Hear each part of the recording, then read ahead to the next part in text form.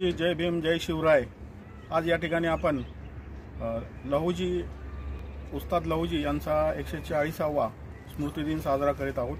पुण्यातील संगमवाडी या ठिकाणी आपण आहोत। बामसेपचे सर आपल्या बरोबर आहेत। सम्यक क्रांती चॅनलवर सर्वांचे सहर्ष स्वागत। या ठिकाणी बामसेपचे जे कार्यकर्ते आहेत, धन्यवाद सर। आपलं परिचय आपण स्वतः। माझं नाव आहे श्रीकांत होवाळ। मी बामसेप या सामाजिक संघटनेमध्ये गेले 17 वर्षापासून काम करत आहे।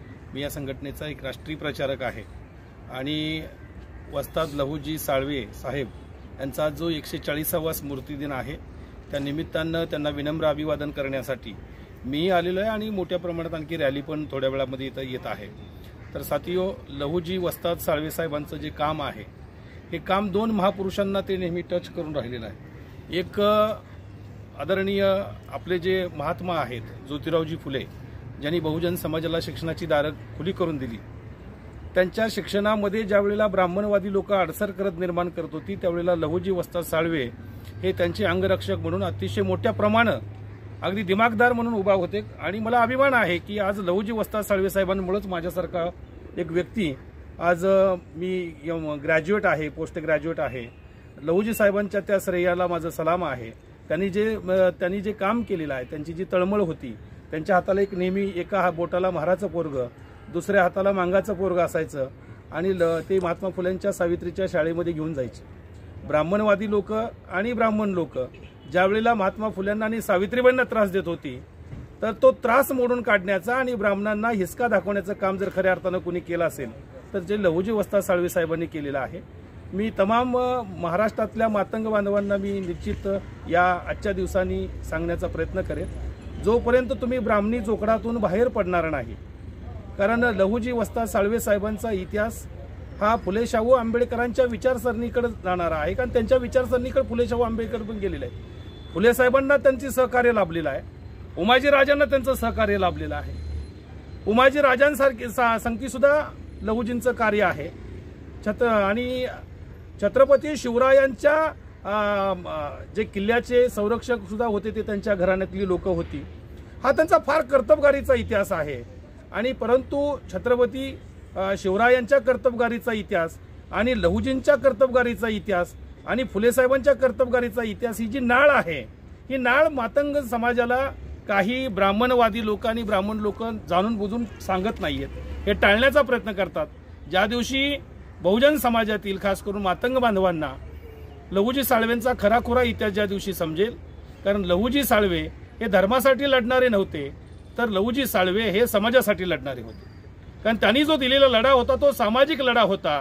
कारण आपण बघितलं असेल त्यांनी स्वतःच्या पुतणीला सुद्धा, मुक्ता साळवेला सुद्धा शाळेमध्ये घातलं आणि तीच मुक्ता साळवे आम्हा मांगा महाराजचा दुःखाचा निबंध म्हणून निबंध लिहिते आणि ती ब्राह्मणांना लाडू खाऊ ब्राह्मण म्हणते।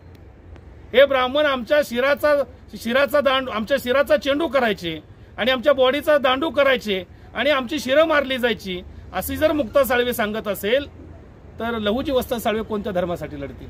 जो धर्म आमची शिर उडवत होता त्याच्यासाठी लढतील? जो धर्म आम्हाला नीच मानत होता त्याच्यासाठी लढतील? जो धर्म आमची सावली घेत नव्हता त्याच्यासाठी लढतील? जो धर्म मारा मांगांना शाळेमध्ये घेत नव्हता त्याच्यासाठी लढतील? तर निश्चित नाही। लहुजी साळवे साहेबांचं काम हे तमाम या भारतामधल्या, महाराष्ट्रामधल्या जेवढ्या काही बहुजन समाजाच्या जाती आहेत पिछलेल्या, खास करून त्यांना अग्रणी शिक्षण देण्याचं काम ज्योतिरावांच्या काळामध्ये ज्योतिरावांनी सुद्धा हे सर लिहून ठेवलेलं आहे। आपण विसरता कामा नये, हे साळवे साहेबांनी केलेलं आहे। साळवे साहेबांना पुन्हा या 140व्या स्मृतिदिनानिमित्त विनम्र असं अभिवादन करतो आणि मी त्यांच्या ऋणामध्ये आम्ही आहोत। आम्ही कधी हे ऋण विसरणार नाही, कारण त्यांच्यामुळे आज आम्हाला शिकायला मिळालं। त्यांनी जर एवढं मोठं धाडस दाखवलं नसतं तर कदाचित ज्योतिरावांना सुद्धा एक मोठं अगदी एवढं मोठं सहकार्य मिळालं नसतं। ज्योतिरावांच्या खांद्याला खांदा लावून त्यांनी जे काम केलेलं आहे ते काम अगदी निश्चितच अगदी या भारताला, आधुनिक भारताला अगदी एक दिशा देणारं काम आहे। या दिशेनं जर आपण अगदी गेलो तरच अगदी आपलं कल्याण होणार आहे। आणि लहुजींचा विचार खरं तर देशाला तारणारा विचार आहे। हा समतावादी विचार आहे, स्वातंत्र्याचा विचार आहे। तर एवढंच या निमित्ताने बोलतो आणि पुन्हा एकदा लहुजींना अभिवादन करतो, थांबतो। धन्यवाद। जय भीम। तर मला एक विचारावं वाटतं की भारत स्वातंत्र्य होऊन आज 70 वर्ष उलटली जी, तरी या ठिकाणी आपण बघतोय की एवढा मोठा आपला समाजासाठी किंवा देशासाठी एवढं मोठं बलिदान दिलंय किंवा कार्य केलंय, बरोबर. अशा व्यक्तीचे आपण हे जे स्मृतीस्थळ आहे हे अतिशय उपेक्षित आहे. आपण बघितलं गेले 70 वर्ष काँग्रेसने आणि बीजेपीने राज्य केलंय. अशी परिस्थिती असताना सुद्धा मातंग किंवा महार किंवा आपण ज्यांना आता बौद्ध म्हणतो ह्या बाबतीत असा दुजाभाव का होता, असं का वाटतं आपल्याला? सर, याचं एक कारण आहे. गेल्या 70 वर्षाचा आपण जर इतिहास बघितलं तर जास्त वेळ काँग्रेसने काम केलं आणि राज्य केलं आणि बीजेपीने 15 वर्षापासून आपण बघत आहे की बीजेपी राज्य करत आहे. परंतु यांची जी भावना आहे, काँग्रेसचं सरकार असो किंवा बीजेपीचं सरकार असो, हे ब्राह्मणवादी सरकार आहे, ब्राह्मणी विचाराचं सरकार आहे. आणि मातंग बांधवांना ते धर्मासाठी वापरून घेतात पण त्यांचा विकास करत नाहीत. धर्मासाठी निश्चित वापरून घेतात. लहुजींचं नाव धर्मासाठी जोडतात परंतु लहुजींच्या स्मृतीस्थळाचा कोणताही विकास होताना इथं दिसत नाहीये. याचं कारण आहे कारण ते आम्हाला ब्राह्मणवादी लोक जे आहेत ते गुमराह करतायत, परंतु मातंग बांधवांचा विकास होताना दिसत नाही. लहुजींच्या स्मृतीस्थळाचा विकास होताना दिसत नाही कारण त्यांच्यामध्ये अजूनही जातीची मानसिकता आहे. ही जातीची मानसिकता सुटताना दिसत नाही.